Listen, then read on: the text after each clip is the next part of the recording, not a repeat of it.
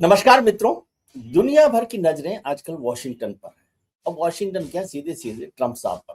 Trump साहब जो जंग शुरू करवाई थी उन्होंने ईरान के खिलाफ, इजराइल के साथ मिलकर, या इजराइल ने अमेरिका को साथ में लेकर जो जंग करवाई थी उसको 1 महीने से ऊपर हो गया है, तो क्या वो जंग खत्म होगी? ट्रंप साहब ने तो इशारा किया कि वो 15 दिन में अब यहाँ से निकलना चाहते हैं, एग्जिट चाहते हैं। तो एग्जिट क्यों चाहते हैं? क्या उनका जो गोल था वो पूरा हो गया? टारगेट जो उन्होंने किया था, लक्ष्य जो रखा था, वो पूरा हो गया? वो कह रहे हैं कि ईरान में रिजीम बदलने का काम था वो पूरा हो गया है, न्यूक्लियर जो एनरिचमेंट का काम था वो खत्म हो गया है, और ईरान को उन्होंने तबाह कर दिया। फिर भी उन्होंने कहा कि अभी जाते जाते एक और बड़ा हमला मैं करके रहूंगा और इसको पूरा तबाह कर दूंगा। दूसरी तरफ कह रहे हैं कि वैसे ईरान में बातचीत भी चल रही है, उन्होंने तेल भी गिफ्ट कर दिया है। स्ट्रेट ऑफ हॉर्मुज पर अमेरिका का कब्जा हो नहीं पाया जिसकी वो उम्मीद कर रहे थे। खाग में भी वहां पर तेल को लेकर जो चर्चा थी, क्योंकि ट्रम्प साहब है, उन्हें तो प्यार ही मोहब्बत ही तेल से, वो कहते हैं आई लव ऑयल, बिजनेस वाले आदमी। लेकिन अब दुनिया इंतजार कर रही है कि क्या ट्रम्प ने जो कहा है वो महीने भर में, 15 दिन में पूरा हो जाएगा और जंग खत्म हो जाएगी। इतनी बड़ी जंग से सारा दुनिया परेशान है, तेल को लेकर परेशान है, महंगाई को लेकर परेशान है, और संकट बढ़ा हुआ है। क्या होगा क्या नहीं होगा? ट्रंप साहब को कितना गंभीरता से लेना चाहिए? पाकिस्तान क्या मीडिएट कर रहा है, फैसिलिटेट कर रहा है, पोस्टमैन है? भारत की क्या भूमिका है, भारत पर क्या असर है? इस सब पर चर्चा करेंगे हमारे मित्र और अंतरराष्ट्रीय राजनीति को बहुत बारीकी से समझने, अध्ययन करने वाले आशुतोष जी के साथ, जो पत्रकार भी हैं, राजनेता भी हैं, सत्य इंडिया के फाउंडर भी हैं, और हिंदुस्तान और दुनिया की राजनीति पर गंभीर नजर। बहुत बहुत स्वागत। हम बहुत दिन से सोच रहे हैं ट्रंप साहब को, तो हमने कहा आप ही बताएंगे कि ट्रंप साहब जो कह रहे हैं मान जाए क्या हम कि युद्ध खत्म होगा, जंग खत्म होगा? नहीं, मैंने सुबह ट्रम्प साहब को फोन करने की कोशिश की थी, उन्होंने फोन उठाया नहीं, इसलिए मुझे पता नहीं है कि दरअसल वो सोच क्या रहे हो, क्या रहे। वैसे विजय जी, आप अच्छी तरीके जानते हो, कहते क्या है, सोचते क्या है, किसी को नहीं मालूम, शायद उनको भी नहीं मालूम होगा ये बात। आज कुछ कहेंगे, कल कुछ कह देंगे, परसों कुछ कहेंगे, और इसलिए कुछ कहना बहुत मुश्किल है। और आप देखिए तो जो फ्रांस के राष्ट्रपति हैं, उन्होंने तो साफ तौर पर कह दिया है कि यार रोज ही कुछ ना, भैया कम बोला करो। ये फ्रांस के राष्ट्रपति अमेरिका के राष्ट्रपति से कह रहे हैं कि कम बोला करो यार, तुम रोज बोलते हो, मैं जरा फॉलो करते करते तंग आ चुका हूँ, कौन सी बात को सही मानूं, कौन सी बात को सही ना मानूं। तो बदले में ट्रंप ने पता नहीं क्या कह दिया, कहा यार अपनी बीवी को संभालो यार, तुम उससे पिटते रहते हो। ये तो अंतरराष्ट्रीय राजनीति का ये हाल हो गया है कि मतलब एक राष्ट्रपति दूसरे से कह रहा है तुम कम बोलो और मैं तुम्हारी बातों को फॉलो करने में होती, कौन सी मानू कौन सा ना मानू। वो कह रहा है तुम अपनी बीवी को संभालो। आप जस्ट इमेजिन, अमेरिका का राष्ट्रपति फ्रांस के राष्ट्रपति से ये कह रहा है। और जब मैं आपसे बात कर रहा हूं तो इस वक्त हालत ये है कि उनके रक्षा मंत्री ने, जो पीटर हेगसेथ है, उन्होंने अपने आर्मी चीफ को सैक कर दिया है, जिनका नाम है जनरल रैंडी जॉर्ज। तो क्यों सैक कर दिया है? क्योंकि पिछले कई महीनों से वो और जो डिफेंस सेक्रेटरी हैं, जो आर्मी को देखते हैं, वो बल्कि दो लोगों को ये चाहता था पीटर हेगसेथ की उनको वो कर दे, डिमोट कर दे या उनको प्रमोट ना करे। वो कौन लोग थे? उसमें 2 ब्लैक थे और 2 महिलाएं थी, 4 लोग। तो वो कह रहे हैं यार क्या इन लोगों का एग्जाम्पलरी करियर है, अच्छा काम कर रहे हैं, हम कैसे उनको प्रमोट ना करें? ये हाल चल रहा। मतलब आप, और ये वही पीटर हेगसेथ है जिन्होंने ईरान वॉर में सेना का मनोबल बढ़ाने के लिए जाके बाइबल पढ़ रहे थे, जिहाद की बात कर रहे थे। तो अमेरिका में इस वक्त क्या हो रहा किसी को कुछ नहीं मालूम। ईमानदारी की बात ये है, ना तो ट्रंप को मालूम है कि उनका अगला कदम क्या होगा। ये बड़ी गंभीर बात हो गई है, क्योंकि अमेरिका का राष्ट्रपति दुनिया के सबसे पावरफुल देश का सबसे पावरफुल आदमी है। इसका मतलब दुनिया का सबसे पावरफुल आदमी है। और पिछले दिनों जब मैं टॉमस फ्रिडमैन का कॉलम पढ़ रहा था तो उन्होंने एक चीज लिखी कि ये जो है, ये वयस्क के तौर पे जो बच्चा है, ये गैस से भरे हुए कमरे में माचिस से खेल रहा है। तो ये लोग कह रहे हैं। एक दूसरे वहां पे है जेफरी सैक्स, वो तो कहते हैं तो मैलिग्नेंट नार्सिसिस्ट है। आप सोचिए, ये साइकोपैथ है। इन शब्दों का इस्तेमाल अमेरिका के राष्ट्रपति के लिए इस वक्त किया जा रहा है। तो आप सोच सकते हैं कि आप मुझसे उम्मीद करते हैं कि मैं बताऊं इस बारे में। मैंने सुना था कि आपकी दोस्ती है उनसे, और फिर वहां पर आप ईश्वर बचाए ऐसे दोस्तों से कि 1 करोड़ लोग सड़कों पर निकल आए। ये भी ऐतिहासिक काम है। बिल्कुल। अमेरिका में कोई ऐसे लोग नहीं निकलते, 1 करोड़ लोग, 80 लाख लोग यदि सड़कों पर आ जाए, और हम्म, सरकार में पता नहीं, सरकार में कौन है वही नहीं पता अभी तक, तो उनके दामाद और बेटे और वही सब लोग हम्म, दोस्त जो है वही सारी दुनिया की अंतर्राष्ट्रीय राजनीति देख रहे हैं, वो मीडिएट करने के लिए भी उन्हीं को भेजते हैं, तो वहां पर जो हम्म, सरकार है वो तो है नहीं, केवल ट्रम्प साहब ही देख रहे हैं। लेकिन जो ट्रम्प ने कहा पिछले, वैसे कई दिनों से लोग मुझे कह रहे हैं कि अब वो एग्जिट का रास्ता ढूंढ रहे हैं, हम्म। एग्जिट करना चाहते हैं क्योंकि थक गए हैं और उन्हें लग रहा है। क्या आपको लगता है कि जो गोल उन्होंने रखा था वो पूरा हो गया है और अब वो एग्जिट करेंगे?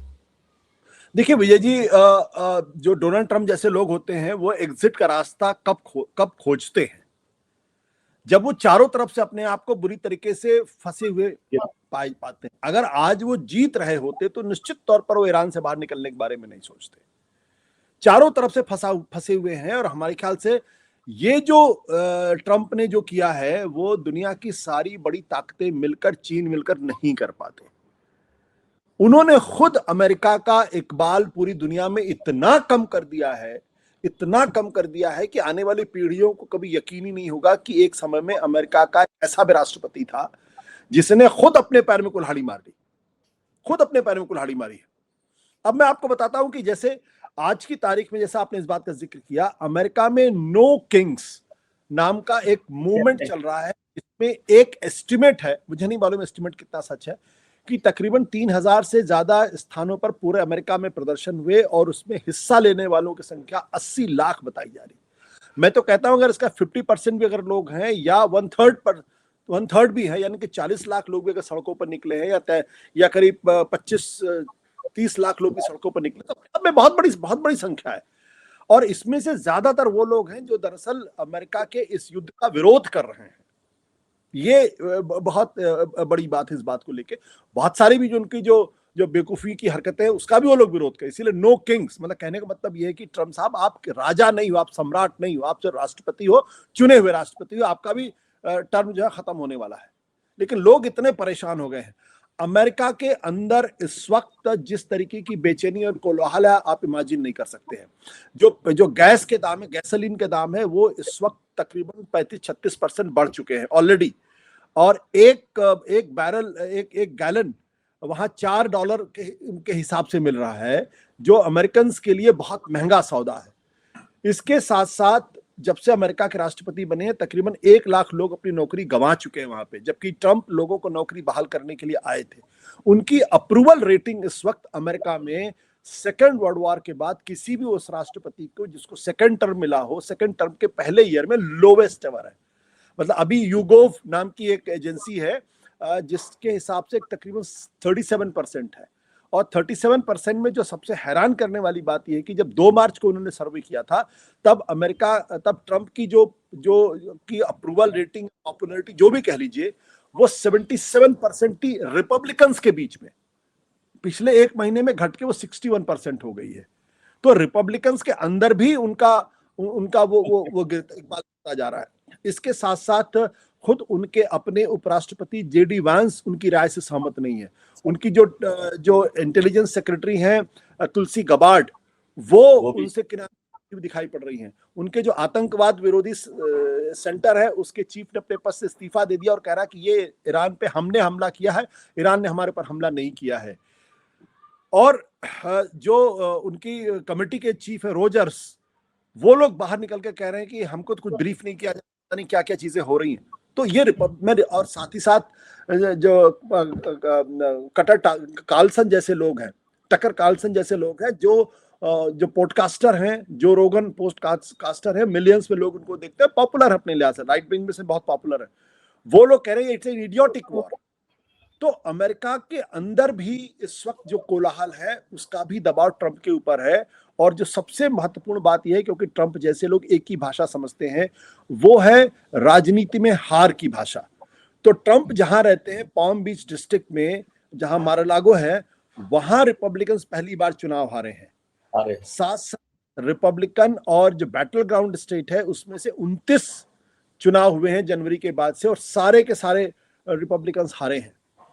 तो इस वक्त जो चर्चा ये चल रही है कि जो मार्को रूबियो, जो उनके विदेश सचिव हैं या विदेश मंत्री हैं, जो नेशनल सिक्योरिटी एडवाइजर हैं, और जेडी वांस, इनके बारे में सोचा जा रहा है कि ट्रम्प के बाद ये रिपब्लिकन्स के कैंडिडेट होंगे प्रेसिडेंशियल चुनाव में, जिसमें एक मार्को रूबियो पूरी तरीके से ट्रम्प से अलाइंड है, दूसरे जेडी वांस उसे दूरी बना के रखे हुए हैं। यानी उनके पति को ये लगता है कि अगर वो पूरी तरीके से ट्रम्प के साथ होंगे तो उनके लिए रिपब्लिकन्स का प्रेसिडेंशियल कैंडिडेट बनना भी मुश्किल हो सकता है। ये स्थिति इस वक्त पॉलिटिकल तौर पर है।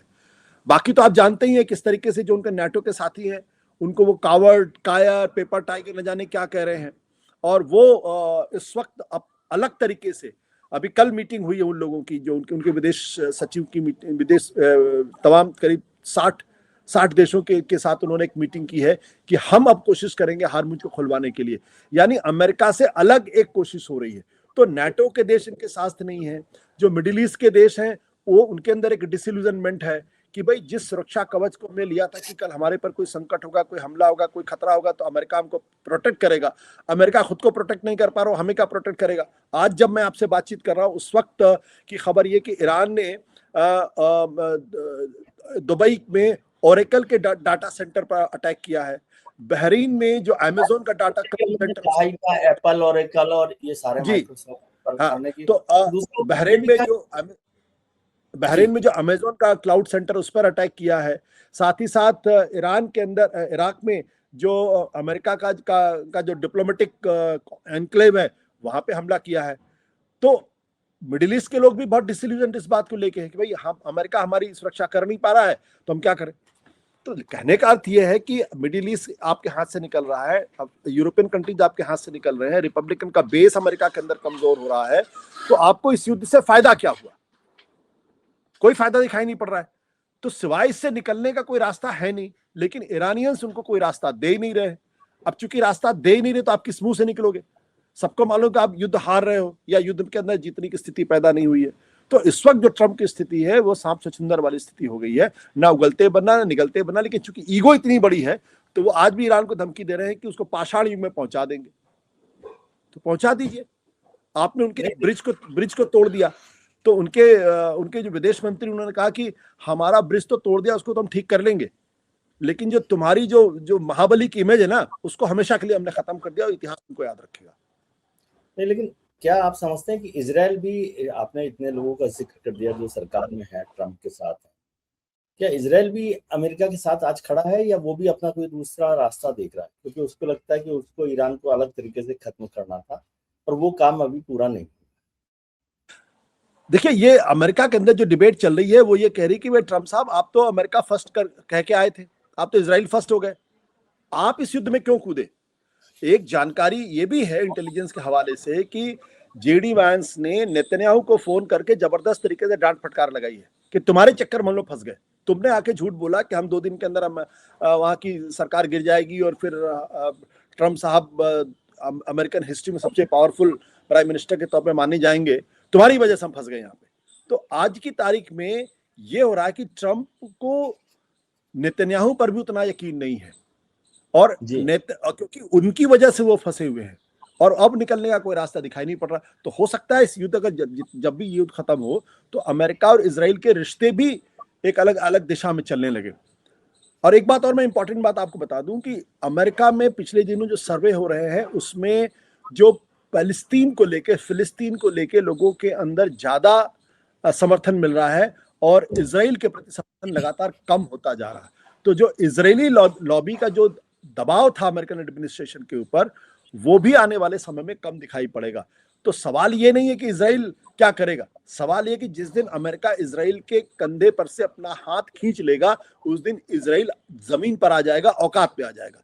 क्योंकि इजराइल कितनी 90 लाख की आबादी है, छोटा सा देश है, आप मानचित्र पे आइडेंटिफाई भी नहीं कर सकते तरीके से।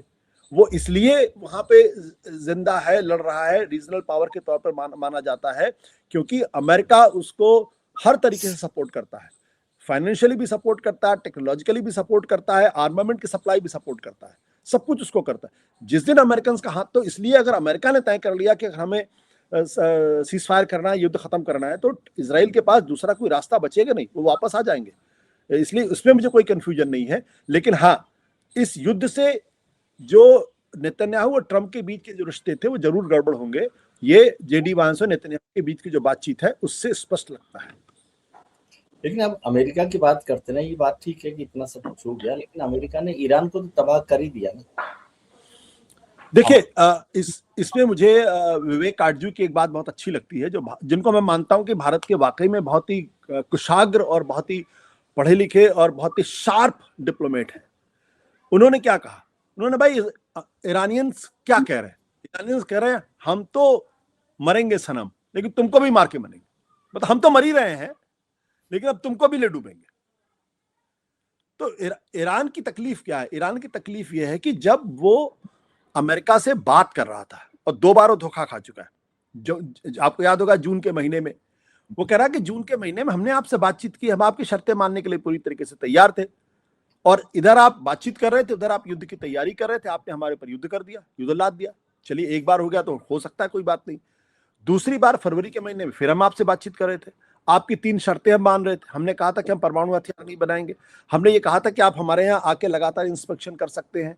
लेकिन आपने जब हमसे बातचीत कर रहे थे, जब हम आपकी शर्तों को मान रहे, तब आपने फिर हमारे पर हमला कर दिया। तो आज मैं आपकी बात मान जाऊं, युद्ध विराम कर दूं, बातचीत करूं, कल फिर आप हमारे ऊपर हमला कर दोगे। बोले ये नहीं होगा, या तो हमें पक्का कमिटमेंट चाहिए कि अब आप हमारे ऊपर हमले नहीं करेंगे, हमारे ऊपर सैंक्शन हटाएंगे। जब हम आपको वायदा कर रहे हैं, जब आपके साथ संधि करने के लिए तैयार है कि हम न्यूक्लियर बम नहीं बनाना चाहते, नहीं बना रहे हैं, तो आप हमारे ऊपर सैंक्शन क्यों लगाए हुए हैं? तो उनको मालूम है कि हम अगर आज अमेरिकन के सामने झुक जाएंगे, तो फिर अमेरिका उसी तरीके से हमको परेशान करता रहेगा, गाहे बगाए हम पर हमला करता रहेगा। बोला ये अब एक्सेप्टेबल नहीं है, तो तो हम बर्बाद है, लीडरशिप ठीक है। बची ना। अमेरिका ने जितना हमला किया, उसमें कोई leadership, second rank, third rank की कोई लीडरशिप ही नहीं बची है ईरान में। तो क्या ईरान के लिए ट्रंप साहब अब कोई नई लीडरशिप, एक कहना चाहिए पपेट लीडरशिप को लाने की कोशिश में है? मुझे लगता है कि जो अमेरिका ने और ट्रंप ने सबसे बड़ी गलती की, वो ये है कि ईरानियन रिवॉल्यूशन को समझ नहीं पाए। और मैं इसको बहुत बार बार कहता हूं कि जो आइडियोलॉजिकल स्टेट्स होते हैं, और ईरान एक आइडियोलॉजिकल स्टेट है, उसका जो फैब्रिक होता है ना, वो बिल्कुल अलग तरीके का होता है। उसकी बनावट अलग तरीके की होती है, उसका कपड़ा अलग तरीके का होता है, उसकी सिलवट अलग तरीके की होती है। उसको आप इराक के सद्दाम हुसैन के रिजीम से नहीं उसकी तुलना कर सकते, या आप उसके अफगानिस्तान के रिजीम से तुलना नहीं कर सकते हैं, या आप उसको सबसे सबसे बढ़िया एग्जाम्पल तो वेनेजुएला का है, कि आप उसको मदुरो के रिजीम से तुलना नहीं कर सकते हैं। ईरान 1979 से, जब से उसने रिवोल्यूशन, वहां पर रिवोल्यूशन हुआ है, तब से उन्होंने एक बहुत जबरदस्त इंफ्रास्ट्रक्चर, लीडरशिप का इंफ्रास्ट्रक्चर तैयार कर लिया, एक आर्किटेक्चर तैयार किया हुआ है। और ईरान इस लड़ाई के लिए आज से नहीं, 40 साल से तैयारी कर रहा था। और वो इराक वॉर के 8 साल के युद्ध के दौरान उसने इस बात को समझ ली थी कि ये लड़ाई हमको एक दिन लड़नी ही पड़ेगी, और उसमें हो सकता है कि हमारी लीडरशिप को बड़े पैमाने पर नुकसान हो, क्योंकि हम कभी भी अमेरिका की टेक्नोलॉजी का, अमेरिका के आर्मामेंट्स का हम सामना नहीं कर पाएंगे। तो आज जो जो लड़ाई हमारे सामने दिखाई पड़ रही है, ये लड़ाई बिल्कुल अलग तरीके की है। एक जानकारी के मुताबिक कि जब युद्ध का ऐलान हुआ था, उसके पहले से जब माहौल बन रहा था, तब से उनके सुप्रीम लीडर अली खामनेई ने 7 लेयर्स ऑफ लीडरशिप बना के रखी थी। आपको याद होगा कि जब क्विट इंडिया मूवमेंट शुरू हुआ था, तब गांधी जी ने भी पूरी लेयर्स ऑफ लीडरशिप बना रखी थी कि मेरे जाने के बाद ये संभालेंगे, ये जेल जाएंगे, ये संभालेंगे, ये जाएंगे, तो ये संभालेंगे। तो खामनेई ने भी ये स्पष्ट कर दिया था कि सरकार में इनके जाने के बाद कौन बनेगा, इनके जाने के बाद कौन बनेगा, आईसीआर जो रिवोल्यूशनरी गार्ड है वो बनेगा। इसलिए आप देखिए, वहां 2 बड़े नेताओं के मरने के बाद भी कोई संकट, लीडरशिप का संकट नहीं पैदा हुआ। जो अली खामनेई के मरने के बाद, दूसरा अली लारीजानी के मरने के बाद, आज भी उनकी लीडरशिप अपनी जगह पे स्ट्रांग है, मजबूत है और फैसले ले रही है। अगर फैसले नहीं ले रही होती, अगर लीडरशिप कोलैप्स कर गई होती, तो ईरान 1 महीने में खड़ा नहीं होता और जीत की स्थिति में नहीं होता। अच्छी, तो मैं तो कहता हूं कि जीत की स्थिति, स्ट्रेटेजिकली अगर आप देखें तो जीत की स्थिति में है वो। उससे थिएटर ऑफ वॉर चौड़ा कर दिया, बढ़ा दिया है। तो ये कहना कि वो कोलैप्स हो रहा है, ऐसा बिल्कुल नहीं। हाँ, इकोनॉमिकली बहुत बुरी हालत है, इसमें कोई दो राय नहीं है। आर्थिक तौर पर बहुत बुरी हालत में इस वक्त है, लेकिन बहुत बार जंग जो होती है वो ह्यूमन स्पिरिट पे जीती जाती है। आप जिसे कहते हैं कि ट्रंप के लिए ये लड़ाई it's a war of choice, but for Iranians के लिए this is a war of resilience. War of endurance, war of pain. आप कितना पेन बर्दाश्त कर सकते हैं। और ईरान एक सिविलाइजेशनल कंट्री, में बार बार कहता हूं, सिविलाइजेशनल कंट्री की एक अलग तरीके की उसकी आत्मा होती है, वो अलग तरीके से रिएक्ट करता है।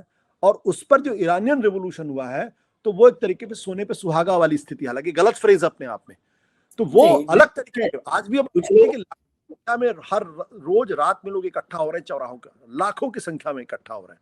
और जितना भी अपोजिशन था सरकार का, वो आज की तारीख में वो खत्म हो गया। अपोजिशन इन द सेंस उन्होंने भुला दिया उसको, ऐसा नहीं खत्म हो गया, भुला दिया उसको। वो नहीं, सब जो मिलके लगे हुए हैं।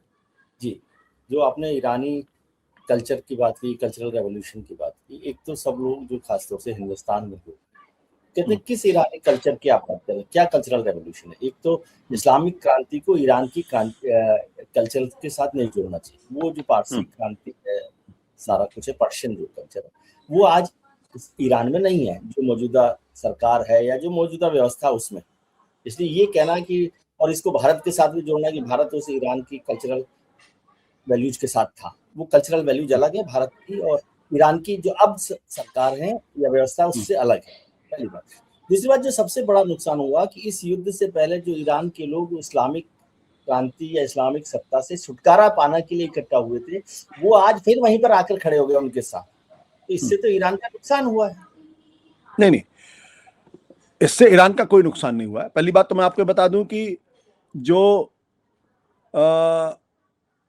मुस्लिम इस्लामिक देश होने के पहले जो ईरान था, वो तासीर आज भी जिंदा है। आप ये मत सोचिए कि इस्लामिक मुल्क होने के बाद वो तासीर खत्म हो गई उनकी। आज भी वहां नौरोज का फेस्टिवल मनाया जाता है। जो नौरोज जो पारसियों का फेस्टिवल है नए साल का, वो आज भी बड़े धूमधाम के साथ। तो वो डीएनए उनका जिंदा है।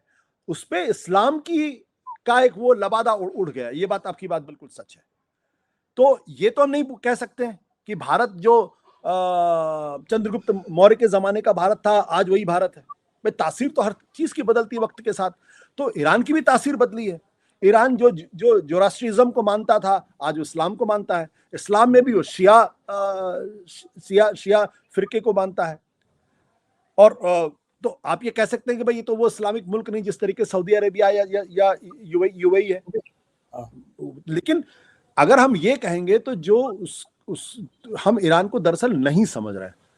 हुआ क्या है कि जैसे भारत की एक तासीर है, हजारों साल पुरानी सभ्यता है, वैसे ईरान की भी एक तासीर जो हजारों साल पुरानी सभ्यता है। और उसमें जब इस्लामिक रिवॉल्यूशन हुआ तो उसने जो स्टेट को जिस तरीके से कंट्रोल किया है, एक एक सोसाइटी के एक एक कोने में जाके उन्होंने अपने लोगों को पेवस्त किया है। जैसे आज भारतीय जनता पार्टी, आरएसएस के लोग हिंदुस्तान के हर सेक्टर में, हर लाइफ उसमें अपने लोगों को बैठा रहे हैं। तो इस सरकार को उखाड़ के फेंकना इतना आसान नहीं होगा। वहां पे एक कल अली खामनी चले गए, वहां फौरन मुस्तफा आगे, आपस में कोई लड़ाई वहां दिखाई नहीं पड़ी कि आपस में कोई जंग हो रही है, कोई सिविल वॉर नहीं दिखाई पड़ रहा है। भाई, जो वेनेजुएला में हुआ, वहां तो उनके राष्ट्रपति को उठा के लेके चले गए, दूसरे ने सत्ता संभाल ली। या जब सद्दाम हुसैन का कत्ल हुआ, सद्दाम हुसैन की जब फांसी हुई, तो वहां सिविल वॉर की स्थिति पैदा हो गई। अफगानिस्तान में भी सिविल वॉर की स्थिति पैदा हो गई। जब तक शाहजहां पहलवी वहां पे थे तो सिर्फ एक ही आदमी सत्ता चलाता था और उनके खिलाफ जबरदस्त विरोध था। शाहजहां पहलवी की सरकार क्यों चली गई? क्योंकि कोई स्ट्रक्चर नहीं था वहां पे।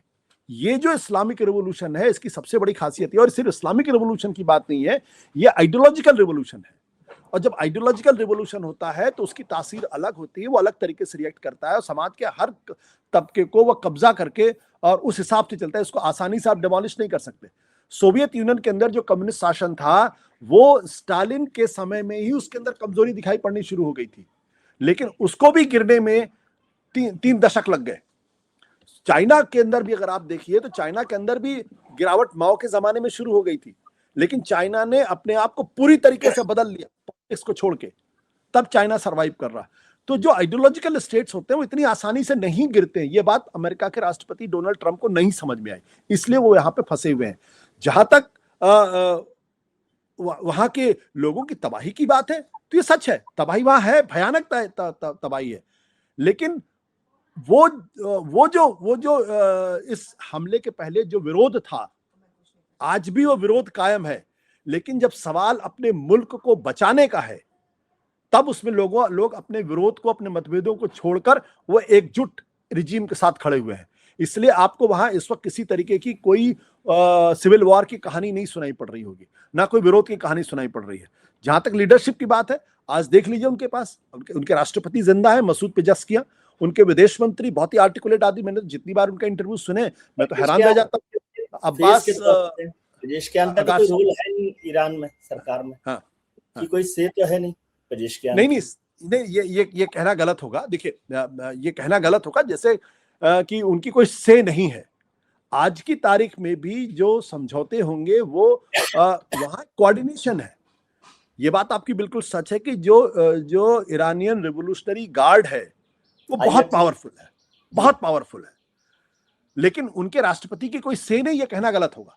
कोऑर्डिनेशन में काम होता है। कभी आईआरजीसी पावरफुल हो जाती है, कभी सरकार पावरफुल हो जाती है। और ये इसका पूरा इतिहास है। मैं आपको बता सकता हूं कि जब 1979 में जब वहां पे वॉर जब वहां पे वो हुआ, क्रांति हुई, तो जो चुने गए पहले राष्ट्रपति थे बनी सद्र, वो रिफॉर्मिस्ट थे। वो नहीं चाहते थे कि ईरान के अंदर जो है वो कठमुल्ले आए या मौलवी आए, वो नहीं चाहते थे इस बात। उनका लगातार संघर्ष हुआ। उस संघर्ष में अंततः बनी सद्र को वो रास्ता छोड़ना पड़ा और उनको अपनी कुर्सी से हटना पड़ा। उसके बाद अली खामनेई वहां के राष्ट्रपति बने। लेकिन अगर आप देखें 96 के आसपास लोग इस्लामिक रिवॉल्यूशन से आजिज आ चुके थे और अली खामनेई सुप्रीम लीडर की इच्छा के खिलाफ जाके लोगों ने मोहम्मद खटामी को अपना राष्ट्रपति बनाया। मोहम्मद खटामी वो आदमी थे जो अमेरिका के साथ दोस्ती करना चाहते थे और वो नहीं चाहते थे कि वहां की राज सत्ता के में मुल्ला मौलवियों का एक सीमा के बाद दखल हो। और वो एक बार नहीं, 2 बार राष्ट्रपति बने और अली खामनेई की इच्छा के खिलाफ जाके राष्ट्रपति बने। तो ये उनके कभी होता है, कभी रिफॉर्मिस्ट पावरफुल हो जाते हैं, कभी इस्लामिस्ट पावरफुल हो जाते हैं। उनके बीच में एक सत्ता संघर्ष चलता रहता है। पिछले दिनों जरूर इस्लामिक रिवॉल्यूशन या जो इस्लामिक सरकार है उसकी क्रेडिबिलिटी बहुत ज्यादा खराब हुई। लोगों के अंदर नाराजगी बहुत पैदा हो गई। लेकिन अमेरिका ने जिस तरीके से अटैक किया है उसके बाद से अब वो एकजुट होकर खड़े हो गए इस वक्त बात को लेके। तो ये कहना कि राष्ट्रपति को सुनता कौन है, मैं ये बात नहीं मानता हूं। नहीं, लेकिन इसका नुकसान तो हुआ ना अमेरिका की इस जंग से। जो ईरान निकलना चाहता था जिस इस्लामिक रूल से, मैं उस पर कोई टिप्पणी नहीं कर रहा, जिस इस्लामिक रूल के खिलाफ खड़ा हो रहा था ईरान की महिलाएं खड़ी हो गई। गोली मारने के बाद भी लोग खड़े हो रहे हैं, हजारों हजार लोग। वो जो सारी प्रोसेस था, वो जो सारी एक्सरसाइज थी, वो पीछे चली गई है। ये तो बड़ा नुकसान है ना ईरान का। सॉरी, ईरान का नुकसान उसमें नहीं है। जब आप अपने एग्जिस्टेंस की लड़ाई लड़ रहे होते हैं, ये बात हमको समझनी पड़ेगी ना कि जब आप अपने एग्जिस्टेंस की लड़ाई लड़ रहे होते हैं तब आपके लिए आपकी प्रायोरिटी क्या होगी। मनु, जब आप अपने एग्जिस्टेंस की लड़ाई लड़ रहे हैं, अस्तित्व की लड़ाई लड़ रहे हैं, उस वक्त आप अपना अस्तित्व बचाएंगे या क्या। पहली आज की लड़ाई तो उनकी है कि हमको ईरान के तौर पर जिंदा रहना है। हम अगर जिंदा रहे तो फिर आगे लड़ लेंगे, तो नुकसान उनका नहीं है। अगर ईमानदारी से अगर आप इस बात को देखें तो ईरान को दरअसल अपनी खोई ताकत का एहसास हो गया है।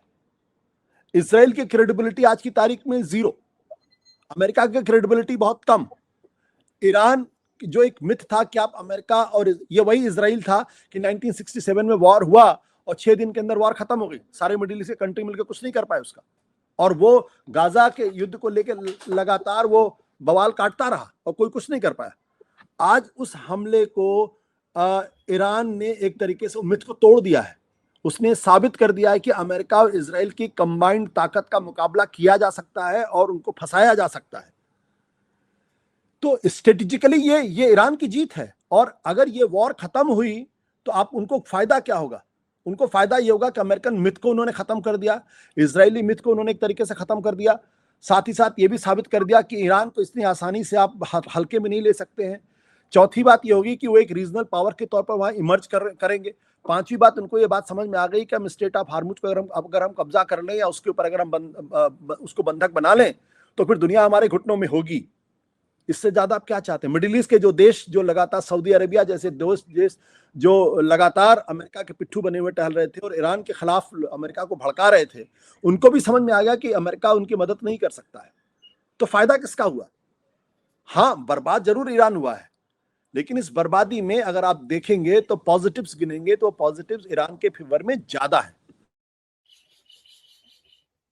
एक आखिरी सवाल समझना चाहता हूँ कि ये सारी बात तो हो गई, हम लोगों की भूमिका को लेकर भी बहुत सारे सवाल खड़े हुए, भारत को लेकर भी खासतौर से तब हो गए कि एक तो जब हम लोग लेट पहुंचे ईरान संवेदना के लिए और सब तमाम, लेकिन अब जब पाकिस्तान को बताया गया कि वो मीडिएट कर रहा है, फैसिलिटेट कर रहा है, पोस्टमैन है, जो भी शब्द काम ले, ब्रोकर है, व्हाटएवर, लेकिन भारत कहीं नहीं है, इसको भी सवाल खड़े हो रहे हैं। क्या आपको लगता है भारत ने जो स्टैंड लिया वो ठीक है? मेरे ख्याल से इट्स अ ब्लंडर है। जब आप युद्ध हो रहा है और अगर आप एक हारी हुई फौज के साथ खड़े होते हुए दिखाई पड़ेंगे तो इसको कैसे कह सकते हैं कि ये आपकी जीत है? देखिए, मैं बार बार इस बारे में कहता हूं कि भारत कोई बहुत पावरफुल देश आजादी के बाद भी नहीं था, आज भी कोई बहुत पावरफुल देश नहीं है। हम इस इल्यूजन में रहे कि हम तो दुनिया की चौथी सबसे बड़ी अर्थव्यवस्था है, दुनिया की फास्टेस्ट ग्रोइंग अर्थव्यवस्था है। हकीकत 140 करोड़ का मुल्क है और 80 करोड़ लोगों को हमारी सरकार जो है रोज खाना देती है। 80 करोड़ लोगों को, यानी 80 करोड़ लोग वो हैं जो रोज अपना खाना नहीं अर्न कर पाते। हमारी पर कैपिटा इनकम आज भी 100 के ऊपर है। तो हमें गरीब देश है। मोदी जी ने जरूर एक सपना हमको पकड़ा दिया, जैसे हर चीज में सपना पकड़ा देते हैं और फिर जनता उस पर घूमती रहती है। तो हमारी जो ताकत थी वो हमारी मॉरल लीडरशिप थी, नैतिक सत्ता थी हमारी। हमने वो रास्ता खो दिया। जब हमने वो रास्ता खो दिया तो फिर हमारे पास आज कुछ है नहीं। एक लिहाज से बहुत छटपटा रहे हैं, लेकिन आज भी हमारे 18 वेसल्स स्ट्रेट ऑफ हार्मोन में फंसे हुए हैं। 18, उस पर हम गर्व कर सकते हैं। और हकीकत यह है आज की तारीख में कि अमेरिका पाकिस्तान के आर्मी चीफ, जो मेरी आखिरी जानकारी है वो ये है कि तमाम धमकियों के बावजूद भी, तमाम थ्रेटन्स के बावजूद भी, तमाम तनातनी के बावजूद भी इस वक्त अमेरिका के उपराष्ट्रपति JD वैंस और ईरान की संसद के, ईरान के मजलिस के अध्यक्ष कालिबाफ के बीच बातचीत चल रही है और ये बातचीत को मीडिएट कर रहे हैं पाकिस्तान के आर्मी चीफ आसिम मुनीर। ये आखिरी जानकारी है और अभी कितनी सही कितनी गलत मैं नहीं कह सकता, लेकिन जो भी सोर्स है वो एक ऑथेंटिक अखबार का सोर्स है, मेरा अपना कोई व्यक्तिगत सोर्स नहीं है। तो वो शांति दूत बने हुए शांति कराने की कोशिश कर रहे हैं, जिसके बारे में भारत के अंदर छवि है कि वो एक शैतान मुल्क है। आप सोचिए, मतलब ये कॉन्ट्रडिक्शन है अपने आप में, पैराडॉक्स है कि हम जिसको दुनिया को समझाने की कोशिश कर रहे हैं कि ये तो दरअसल आतंकवाद दुनिया में फैलाता है, ये आतंकवादी देश है, वो शांति दूत बन के उभर रहा और हम ये कह रहे हैं कि वो तो दलाल है। तो खैर छोड़ दीजिए, वो तो उसमें हम काफी बहस पहले से कर चुके हैं। तो महत्वपूर्ण सवाल क्या कि हमने गलतियां की हैं और हमने गलती सिर्फ इस वजह से की है क्योंकि जो मैं बार बार कहता हूं कि जब हमारी विचारधारा हमारी विदेश नीति को डिक्टेट करने लगेगी तो नुकसान तय है। हमारी विचारधारा के अंदर जो ये मुस्लिम विरोध आ गया है, ये दिक्कत पैदा, अदरवाइज इजराइल के साथ जाने का कोई कारण ही नहीं था। आप इजराइल, अमेरिका और ईरान दोनों के साथ बराबरी का रिश्ता रखो ना, क्या प्रॉब्लम है उसमें? भाई पाकिस्तान ने तो रखा ना। पाकिस्तान अमेरिका का पिट्ठू है, पाकिस्तान सऊदी अरेबिया का दोस्त है, तुर्की के साथ भी उसकी दोस्ती है। लेकिन जब अमेरिका ने युद्ध किया ईरान के ऊपर, जब युद्ध छेड़ा और जब उनके सुप्रीम लीडर का कत्ल हुआ, तब पाकिस्तान ने उसकी निंदा की। निंदा मात्र करने से तो ऐसा नहीं हुआ कि उसके लिए मीडिएशन का रास्ता बंद हो गया। हम भी तो ये काम कर सकते थे। हमने ये काम क्यों नहीं किया? हमने तो अपने सारे अंडे इजराइल और अमेरिका के बास्केट पर रख दिए। उस अमेरिका के रास्ते में बास्केट में जो रोज हमको हिंदुस्तान को गाली बकता है। आप सोचिए कितनी अजीबोगरीब स्थिति पैदा हो गई थी कि युद्ध के 2 दिन पहले हमारे प्रधानमंत्री इजराइल में थे। ये बात ईरान क्यों भूलेगा और क्यों आपको कंसेशन देगा? तो वो तो ये भी सोच सकता ना कि दरअसल अमेरिका, भारत के प्रधानमंत्री वहां गए थे इजराइल को हमारे खिलाफ भड़काने, ये भी तो सोच सकता है वो। जब इतनी बड़ी क्राइसिस में आप ईरान के साथ नहीं हो, जब उनके ऊपर हमला हुआ आपने कुछ नहीं बोला, जब उनके सुप्रीम लीडर का कत्ल हुआ आपने कुछ नहीं बोला, जब उनकी बच्चियों का कत्ल हुआ, स्कूल पे हुआ, 165 बच्चियां मारी गई, तब आपने कुछ नहीं बोला। जब उनका विमान जो नेवल बेस था, बेड़ा था, जब उसको डुबो दिया, आपने कुछ नहीं बोला। तो क्यों ईरान आपके प्रति ऐसे तो बहुत सारे देश रहे, इस्लामिक देश भी रहे जो कुछ नहीं बोले, भारत ही नहीं। हमको हमारी तुलना, हम अपनी तुलना अगर बहरीन, कतर, कुवैत से करना चाहते तो फिर मुझे कुछ नहीं कहना। 140 करोड़ का मुल्क अपनी तुलना चाइना से करे तो बात समझ में आती है। हम तो विश्वगुरु थे ना। अभी मैं एक दिन टीवी पे देख रहा था, एक बड़े आदमी आए, बड़े, आजकल तो बहुत सारे ऐसे लोग मिल जाते हैं टीवी चैनल्स पे जो अचानक वो विदेश नीति के हो जाते हैं, और असली लड़ाई तो सेना की उन्होंने लड़ी थी। मोदी जी ने कब कहा विश्वगुरु? अब मैं उसके बाद क्या बोलूं, क्या आप झूठ बोल रहे हो? तो हम तो विश्वगुरु का दावा कर रहे थे। कतर ने तो विश्वगुरु होने का दावा नहीं किया, सऊदी अरबिया ने बनने का दावा तो नहीं किया, ऑस्ट्रेलिया ने तो नहीं किया। लेकिन आज की तारीख में आप देखिए, जर्मनी के चांसलर क्या बोल रहे हैं ट्रंप को, फ्रांस के राष्ट्रपति मैक्रों क्या बोल रहे हैं, स्पेन के पेड्रो सांचेज क्या बोल रहे हैं। मना कर दिया फ्रांस ने कि आप हमारी जो एयर स्पेस है उसका इस्तेमाल नहीं करेंगे आप। नॉर्वे ने कह दिया कि जब तक युद्ध चलता रहेगा तब तक हमारी कंपनी अमेरिका को आर्मामेंट की सप्लाई नहीं करेगी, क्योंकि हम इक्वी डिस्टेंस मेंटेन करते हैं। नॉर्वे जैसा देश, स्पेन जैसा देश स्टैंड ले सकता है, और तो और श्रीलंका ने स्टैंड ले लिया, कहा हम नहीं आपको रिफिलिंग के लिए जगह देंगे, हम चुप हैं। तो विश्वगुरु की छवि ऐसे नहीं बनती। विश्वगुरु बनने के लिए आपको त्याग भी करना पड़ता है और आपको मॉरल लीडरशिप भी देनी पड़ती है। अनफॉर्चुनेटली, मुझे बहुत अफसोस है कहते हुए, लेकिन प्रधानमंत्री नरेंद्र मोदी हिंदुस्तान को विश्वगुरु बनाने में पूरी तरीके से नाकाम रहे हैं। सब देश भर के लोग में बहुत सारे लोग हैं जो कह रहे हैं कि हमारी मल्टी अलाइन जो विदेश नीति है उससे तो हमने सब जगह ठीक ठाक ही कर लिया, कोई नहीं। ऐसे लोगों को ईश्वर सद्बुद्धि दे, मैं यही कह सकता हूं खाली, और तो कुछ नहीं कह सकता। रुपया 95 के पार होके वापस आया है, 100 होने की उस पर टिका हुआ है। आपका जो FII है वो पिछले 6 साल में 4 साल नेगेटिव ग्रोथ है, उसमें नेगेटिव ग्रोथ 1,60,000 करोड़ का FII हिंदुस्तान के मार्केट से निकल के बाहर गया हुआ है। आपका जो मैन्युफैक्चरिंग सेक्टर है वो पिछले 4 साल में लोवेस्ट ग्रोथ दिखा रहा है, और हम विश्वगुरु हैं। अब ये सवाल मैं पूछ लेता हूं तो लोग मुझे गालियां देने लगते हैं। मैं उम्मीद है कि मेरी इस बात को सुन के मेरे बहुत सारे जो अच्छे समर्थक वो भी गालियां देंगे। आपको तो पड़ेगी।